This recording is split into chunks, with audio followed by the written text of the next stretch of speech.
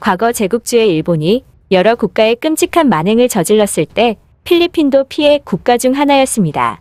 2차 세계대전 도중 일본은 필리핀을 침략 및 점령하였고 일본의 점령하에서 수많은 필리핀인들이 탄압을 받으며 목숨을 잃었죠. 당시 미국과 필리핀 탈환전을 벌이던 일본군은 필리핀 마닐라에서 수많은 민간인들을 끔찍하게 학살했고 그 정도가 얼마나 심했는지 시가전 과정에서 발생된 포격 유탄에 맞아 사망한 사람들보다 일본 육해군의 마구잡이식 방화와 냉병기에 목숨을 잃은 사람이 더 많았을 정도였습니다. 필리핀 내 생존자의 증언에 의하면 일본군은 미군의 화력에 쫓겨 패닉 상태가 되어가면서 마치 무고한 마닐라 시민들에게 화풀이를 한 것 같았다고 말할 정도였죠. 결국 이러한 일본의 무자비한 횡포로 인해 마닐라에 있는 건물의 30%가 파괴되었고 민간인 약 12만 5천 명이 세상을 떠났습니다. 그렇기에 현재 필리핀 내에는 수많은 역사 단체와 인권운동가들이 과거 일본의 만행에 대해 이를 갈며 사죄와 반성을 요구하고 있죠.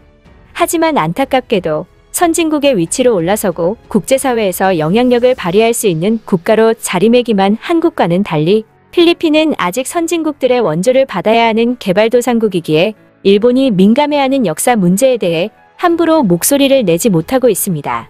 특히나 필리핀은 국가의 인프라 개발을 선진국들이 지원하는 공적개발원조에 전적으로 의존하고 있는데 최대 공여국이 바로 일본이기 때문입니다. 그래서 일본은 우리는 과거에 대해 사죄할 것이 없다라고 시치미를 떼는 노선을 굳힌 만큼 돈을 퍼주는 것을 빌미로 필리핀 내에서 일어나고 있는 역사 바로 알리기 운동에 철저히 개입하고 있습니다. 그리고 최근 그것을 가장 적나라하게 볼 수 있었던 사례가 바로 위안부 관련 사례였죠. 필리핀에서는 위안부 피해자 기림의 날 행사가 되면 피해자들의 구슬픈 울음소리가 울려 퍼집니다. 얼마 전에는 90세가량인 클라베리아 할머니가 마닐라 대통령궁 주변에서 일제에 당한 고통을 회고함에 따라 많은 이들이 눈물을 흘렸죠.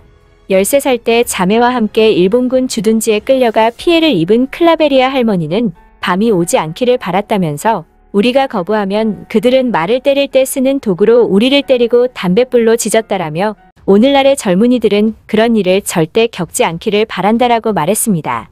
위안부 피해자 단체인 필리핀 여성연맹의 샤론 실바 대표도 2차 세계대전이 끝난 지 74년이 흘렀지만 일본은 여전히 잔혹 행위에 대한 속죄를 거부하고 희생자들을 기리는 모든 노력을 잠재움으로써 세상의 기억을 지우려는 파렴치한 행위를 시작했다라고 비판했죠. 이렇듯 필리핀 내에서는 일본의 속죄를 요구하고 피해자들을 기리는 행사가 활발하게 일어나고 있지만 필리핀의 위안부 동상을 세우는 것은 하늘의 별 따기 수준입니다. 일본이 싫어하기 때문입니다. 2018년 필리핀 수도 마닐라에 세워진 일본군 위안부 피해자 추모 동상이 불과 4개월여 만에 철거됐습니다. 마닐라시는 배수시설을 개선하는 작업을 위해 위안부 동상을 철거했다고 밝혔지만 실상은 필리핀 정부가 주요 원조국인 일본의 불만을 의식한 조치였습니다. 당시 노다 세이코 일본 총무상은 두테르테 필리핀 대통령에게 동상 건립에 대해 강한 유감을 표명했고 가와이 가스유키 의원은 공개적으로 동상 철거를 요구했습니다. 이에 현지 일본 대사관은 필리핀 정부로부터 위안부 동상이 철거될 것이라는 사전 연락을 받았고 결국 동상은 철거됐죠. 심지어 일본이 발작하는 평화의 소녀상이 필리핀에 설치됐을 때는 불과 이틀 만에 전격 철거됐습니다. 2019년 필리핀 수도 마닐라 남쪽에 있는 산페드로시에서 일본군 위안부 피해자들을 기리는 것과 동시에 산페드로시의 자매도시인 충북 제천시와의 우정을 확인하려고 소녀상을 설치했는데 차원이 다른 일본의 외교적 압력이 가해지자 이틀 만에 철거 결정을 한 것입니다. 당시 주필리핀 일본 대사관은 이번 경우를 포함해 다른 국가의 위안부 조각상을 세우는 것은 용납할 수 없는 일이고 일본 정부의 입장과 전적으로 배치된다며 강한 외교적 압력을 넣었습니다. 결국 필리핀 정부의 주도하에 평화의 소녀상은 철거되고 말았죠. 이러한 일본의 일방적인 횡포에 보다 못한 한국의 단체들까지 나서서 일본을 비판했고 당시 정의기억연대는 돌직구를 날리는 성명을 내며 다음과 같이 말했습니다.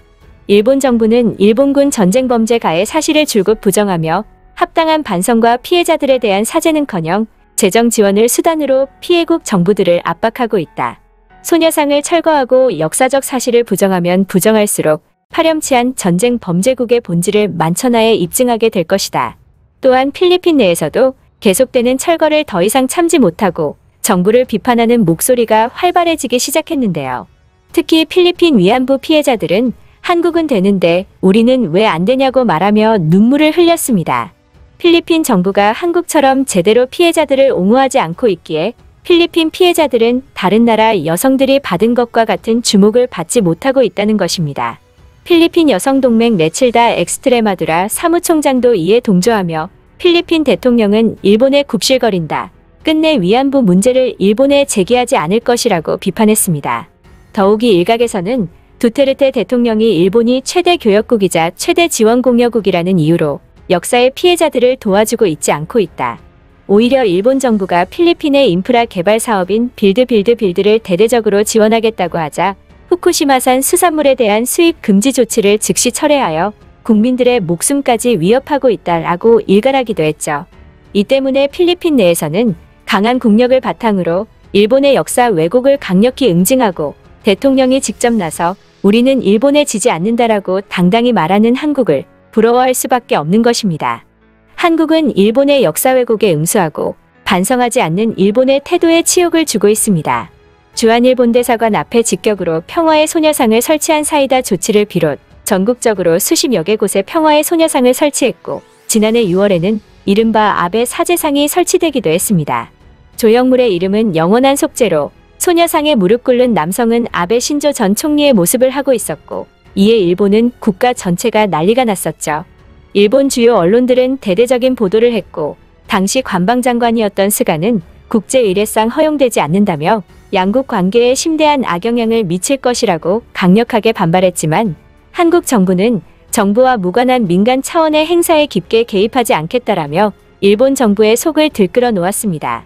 한국의 강경 대응에 심기가 뒤틀린 일본은 2019년에는 한국의 경제제재 조치를 가하는 필살기를 썼지만 당시 문재인 대통령은 일본에 절대 지지 않겠다고 선언했고 끝내 일본을 굴복시켰죠. 한국은 과거에 원조를 받았던 국가에서 일본의 부당함에 칼을 뽑아댈 수 있고 어떠한 두려움도 없이 당당히 맞설 수 있는 위치로 올라선 것입니다.